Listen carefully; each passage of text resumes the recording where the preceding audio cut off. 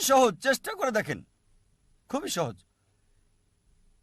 কিছু falsification test আছে যেগুলো সেই সময়ের জন্য যখন কোরআন নাজিল হয়েছিল, আর কিছু এই সময়ের জন্য, এবং কিছু থাকবে শেষ দিন পর্যন্ত। আমি এখানে 4টা বা 5টা উল্লেখ করব যেহেতু সময় কম। একটা সুন্দর দৃষ্টান্ত হচ্ছে আবু লাহাবের ইতিহাস। আবু লাহাব তিনি নবীজি মুহাম্মদ সাল্লাল্লাহু আলাইহি ওয়াসাল্লামের চাচা ছিলেন। এই নামটা আসলে তাকে দেওয়া হয়েছে যার মানে ধ্বংসের পিতা।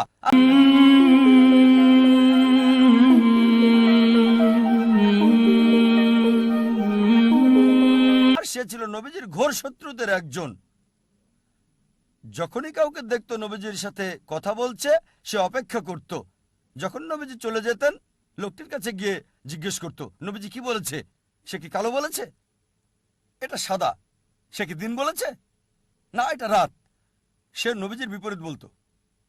নবীজির চিরশত্রুদের একজন ছিল সে। সে রাস্তায় চলতে চলতে অনেক সময় মিথ্যে কথা বলতো নবীজিকে ভুল প্রমাণ করার জন্য। আর পবিত্র কোরআনে একটা সূরাই আছে, সূরাটির নাম লাহাব, অধ্যায় 111, যা আমরা সবাই ভালোভাবে জানি। সালাত অনেকবার পড়া হয়, তাব্বাত ইয়াদা আবি লাহাব ওয়া তাব ইত্যাদি। এই সূরাতে উল্লেখ আছে যে আবু লাহাব এবং তার স্ত্রীকে দোজখের আগুনে পোড়ানো হবে। তার মানে কখনোই মুসলিম হবে না তারা, কখনো ইসলাম গ্রহণ করবে না। এই সূরা নাজিল হয়েছিল আবু লাহাবের মৃত্যুর 10 বছর আগে। যখন এই সূরা নাজিল হলো, একটা কাজ আবু লাহাব করলে, ইসলাম গ্রহণ করলে, কোরআন ভুল প্রমাণিত হয়ে যেত।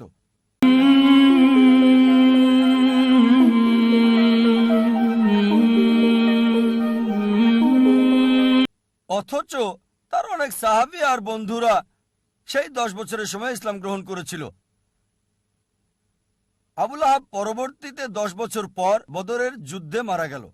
10 বছর সময় হাতে ছিল তখন। এই 10 বছরের নবীজি তাকে নিয়মিত আহ্বান করতেন ইসলাম গ্রহণ করতে, তাহলে কোরআন ভুল প্রমাণিত হতো। খুব সহজ বিষয় ছিল, শুধু বললেই হতো আমি একজন মুসলিম, এতটুকুই। মুসলিমের মতো তাকে আচরণ করতে হতো না, তাকে নামাজ পড়তে হতো না, শুধু বললেই হতো যে আমি মুসলিম, যথেষ্ট। কোরআন ভুল প্রমাণিত হয়ে যেত। সহজ বিষয়, খুবই সহজ। অনেক সময় নবীজির বিরুদ্ধে মিথ্যে বলেছে, আরেকবার বললেই তো হতো, কোরআন মিথ্যে প্রমাণিত হতো। কিন্তু সে পারে নাই, কারণ কোরআনের রচয়িতা সর্বশক্তিমান ঈশ্বর। তিনি জানেন যে আবু লাহাব ইসলাম গ্রহণ করবে না। ফলসিফিকেশন টেস্ট 10 বছর। আরো ফলসিফিকেশন টেস্ট আছে, অনেক অনেক আছে এখানে। এটা উল্লেখ আছে সূরা বাকারা অধ্যায় 2 আয়াত 94 ও 95।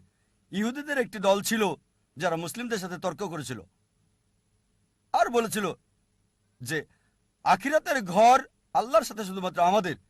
তাই আল্লাহ বলছেন সূরা বাকারা অধ্যায় 2 আয়াত 94 ও 95, যদি তারা বলে যে আখিরাতের ঘর আল্লাহর সাথে শুধু তাদের জন্য, তাদেরকে বলো মৃত্যু কামনা করতে। যদি তোমরা বলো নিশ্চিতভাবে আখিরাতের ঘর তোমাদের, আখিরাত তোমাদের, তাহলে মৃত্যু কামনা করো। এই আয়াত আরো বলছে তারা কখনোই মৃত্যু কামনা করবে না, কখনোই না। একটা মাত্র কাজ ইহুদিদের করতে হতো, কোরআনকে ভুল প্রমাণ করার জন্য বলতে হতো আমি মরতে চাই। সহজ ছিল, মরার দরকার ছিল না। এমন না যে আত্মহত্যা করতে হবে, নিজেরা নিজেদের স্তব্ধ করবে। একটা বিষয় বললেই হতো আমি মরতে চাই। সহজ ছিল। কোরআনকে ভুল প্রমাণ করতে বলতে হতো আমি মরতে চাই। 3টি শব্দ কোরআন ভুল প্রমাণিত হয়ে যেত। আল্লাহ বলেছেন সূরা বাকারা অধ্যায় 2 আয়াত 95 ও 96, তারা কখনোই মৃত্যু কামনা করবে না, তাদেরকে যদি 1000 বছরও বাঁচতে দেওয়া হয়। সহজ ছিল, খুবই সহজ ছিল কোরআনকে ভুল প্রমাণ করা। এই দুটো ফলসিফিকেশন টেস্ট হলো অতীতের ফলসিফিকেশন টেস্ট। আমাকে বলতে পারেন ভাই জাকির, এখন কোরআনকে ভুল প্রমাণ করতে চাই, এখন কিভাবে করব? এখন কি এটা করা যাবে? হ্যাঁ, সবার জন্য সুযোগ আছে। আল্লাহ বলেন সূরা মাইদা অধ্যায় 5 আয়াত 82 যে বিশ্বাসীদের জন্য তাদের আপনজন হচ্ছে ওই সমস্ত লোক যারা বলে আমরা খ্রিস্টান, আর ঘোর শত্রু হলো ওই সকল লোক যারা বলে আমরা ইহুদি আর মূর্তি পূজারী। কোরআন বলছে বিশ্বাসীদের ঘোর শত্রু হচ্ছে ইহুদি আর মূর্তি পূজারীরা, আর বিশ্বাসীদের কাছের লোক যারা বলে আমরা খ্রিস্টান। সামগ্রিকভাবে কোরআন সামগ্রিকভাবে কথা বলছে।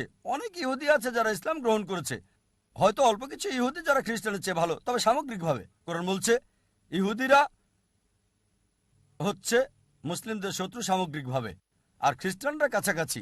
একমাত্র বিষয় কোরআনকে ভুল প্রমাণ করার জন্য পৃথিবীর সব ইহুদিরা একত্রিত হয়ে যদি বলতে পারে ঠিক আছে চলো আমরা মুসলিমদের প্রতি ভালো হয়ে যাই কয়েক বছরের জন্য, খ্রিস্টানদের চেয়ে ভালো হবে, কোরআন ভুল প্রমাণিত হবে। খুব সহজ, পৃথিবীর সব ইহুদিরা একত্রিত হয়ে যাক ৩-৪ বছরের জন্য আর মুসলিমদের বন্ধু হয়ে যাক, তাহলে বলতে পারবে কোরআনের এই আয়াত সূরা মাইদা অধ্যায় ৫ আয়াত ৮২ ভুল। তারা এটা করবে না, এটা করতে পারবে না কখনোই। সহজ। আরো ফলসিফিকেশন টেস্ট রয়েছে। হয়তো বলবেন যে আমি ইহুদি না, তাহলে কিভাবে প্রমাণ করব যে কোরআন ভুল? আল্লাহ এই সুযোগ সবাইকে দিচ্ছেন। আল্লাহ পবিত্র কোরআনে বলেছেন সূরা ইসরা অধ্যায় ১৭ আয়াত ৮৮, তারা বলে সেটা রচনা করেছে। চেষ্টা করো আরেকটা কোরআন তৈরি করো। তুমি মনে করো মানুষ রচনা করেছে? এর মতো একটা কোরআন রচনা করো। চ্যালেঞ্জ দেওয়া হয়েছে সূরা তুর অধ্যায় ৫২ আয়াত ৩৪-এ। আল্লাহ তাআলা চ্যালেঞ্জ করেছেন যে এর মতো একটা কোরআন রচনা করো, কখনোই তোমরা তা করতে পারবে না। এমনকি যদি সব জিন এবং মানুষ জাতি একত্রিত হয়, তারা কোরআনের মতো আরেকটা রচনা করতে পারবে না আল্লাহর সাহায্য ছাড়া। এটা একটা চ্যালেঞ্জ। আবার আল্লাহ এই চ্যালেঞ্জকে সহজ করে দিয়েছেন। আল্লাহ বলেন সূরা হুদ অধ্যায় ১১ আয়াত ১৩, তারা বলে সেটা রচনা করেছে। 10টা সূরা রচনা করো এর মতো করে। সম্পূর্ণ কোরআন না, এটা কঠিন। বাদ দেন এটা, ওই চ্যালেঞ্জটা কঠিন।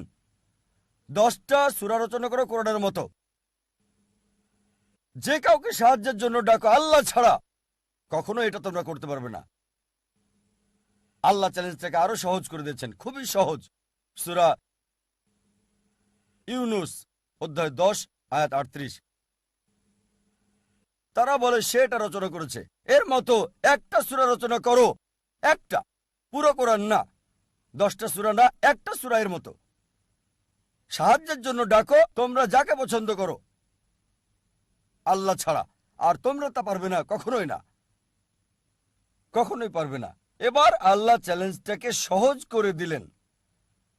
আল্লাহ বলেন সূরা বাকারা অধ্যায় 2 আয়াত 23 এবং 24-এ, আল্লাহ বলেন وإن كنتم في ريب مما نزلنا على عبدنا, যদি তোমরা সন্দেহ করো যা আমি নাজিল করেছি আমার বান্দার প্রতি সময়ে সময়ে, فأتوا بسورة من مثلي, একটা সূরা রচনা করো কিছুটা এর মতো করে। من مثلي, এটা মিসলি না, মিম মিসলি, মানে কিছুটা অনুরূপ, ঠিক কোরআনের মতো না। চেষ্টা করো, রচনা করো একটা সূরা কোরআনের মতো করে। من مثلي وادعوا شهداءكم من دون الله إن كنتم صادقين. আর সাহায্যের জন্য ডাকো তোমাদের যে কেউকে সাক্ষী রাখো আল্লাহ ছাড়া, যদি তোমরা সত্যবাদী হও। فإن لم تفعلوا তবে যদি তোমরা না পারো, ولن تفعلوا, নিশ্চিত যে তোমরা পারবে না, তাহলে ভয় করো সেই আগুনকে যার জ্বালানি হবে মানুষ ও পাথর। তোমরা তা করতে পারবে না এবং নিশ্চিত তোমরা তা করতে পারবে না। তাহলে ভয় করো সেই আগুনের যার জ্বালানি হবে মানুষ এবং পাথর। এটা হলো চ্যালেঞ্জ। চেষ্টা করে একটা সূরার কিছুটা মিল করে রচনা করো। হয়তো বলবেন সত্যি যদি এটা পরীক্ষা হয়ে থাকে তাহলে সূরাও রচনা করতে হবে আরবিতে। তাই বলবেন ভাই জাকির আমি আরবি জানি না, তাহলে কিভাবে পরীক্ষা অংশগ্রহণ করব? ঠিক আছে, যদি কোরআনের মতো সূরা রচনা করতে হয় এটা আরবিতে হতে হবে, ইংরেজিতে হবে না, ফ্রেঞ্চ হবে না, হিন্দি হতে পারবে না, উর্দু হতে পারবে না। অনেকে চেষ্টা করেছে, চেষ্টা করে নাই তা না, শত শত লোকজন চেষ্টা করেছে আর তারা চরমভাবে ব্যর্থ হয়েছে। তারা চেষ্টা করেছে তবে বাস্তবতা থেকে অনেক দূরে। অনেকে চেষ্টা করেছে, অনেকের কথায় বইয়ে উল্লেখ আছে, তবে তাদের সবাই চরমভাবে ব্যর্থ হয়েছে। এখন হয়তো বলবেন ভাই জাকির আমি আরবি জানি না, ইহুদিও না, কিভাবে আমি কোরআনকে ভুল প্রমাণ করব? অনেক ফলসিফিকেশন টেস্টই আছে। আর একটার কথা বলবো, সেটাতে সবার জন্য সুযোগ আছে। আলোচনা শুরু করেছি কোরআনের একটা আয়াত দিয়ে। সূরা নিসা অধ্যায় 4 আয়াত 82-তে বলা হয়েছে, أفلا يتدبرون القرآن ولو كان من عند غير الله لوجدوا فيه اختلافا كثيرا। তারা কি কোরআন নিয়ে ভাবে না আল্লাহ ছাড়া যদি অন্য কারো কাছ থেকে আসতো, অন্য কারো কাছ থেকে সর্বশক্তিমান ছাড়া তাতে অনেক অসঙ্গতি পাওয়া যেত। তাই যদি কোরআনকে ভুল প্রমাণ করতে চান, একটা কাজে আপনাকে করতে হবে, একটা মাত্র অসঙ্গতি বের করে দেখাতে হবে।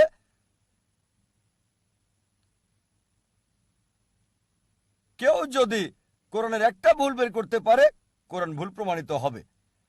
এমন না যে চেষ্টা করে নাই, অনেকেই করেছে। ইন্টারনেটে যান, দেখবেন হাজারটা কন্ট্রাডিকশন, কিন্তু সবগুলোই হয় প্রসঙ্গ ছাড়া, না হয় ভুল ব্যাখ্যা বা অযৌক্তিক। তাই এটাকে বলা হয় ফলসিফিকেশন টেস্ট।